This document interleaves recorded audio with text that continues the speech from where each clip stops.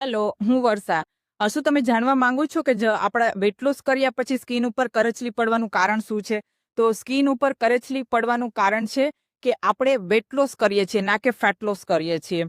તો આજે fat loss and wet લોસનું મહત્વ તમને સમજાવવા માંગુ છું. જ્યારે તમે ભૂખ્યા રહીને વેટ લોસ કરો છો તો બોડીમાં ફેટનું લેવલ તો ત્યાંનું ત્યાં જ હોય છે, પણ ખાલી પાણીનો ભાગ ઘટે છે અને તમે જમવાનું ઓછું કરો છો એના કારણે તમારું વેટ લોસ થાય છે.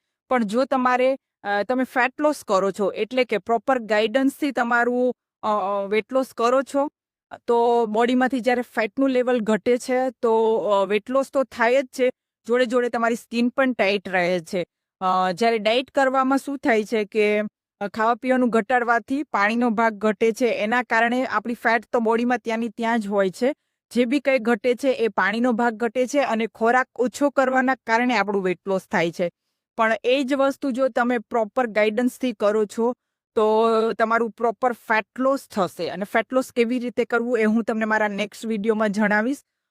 ફેટ લોસ કરવાથી બોડીના જે આપણા મસલ્સ છે એ ગેઇન થાય છે, અને બોડીના મસલ્સ ગેઇન થવાના કારણે બોડીમાં ક્યાંય પણ આપણા ફેસ ઉપર કે બોડી ઉપર ક્યાંય પણ કરચલી પડતી નથી, અને જોડે જોડે આપણી સ્કિન પણ ટાઈટ થાય છે. કારણ કે ફેટ લોસ કરવાથી આપણા જે મસલ્સ છે એ ઇમ્પ્રૂવ થાય છે, અને મસલ્સ ઇમ્પ્રૂવ થવાના કારણે બોડીમાં ક્યાંય પણ આપણને કરચલી પડતી નથી અને બોડી શેપમાં આવે છે.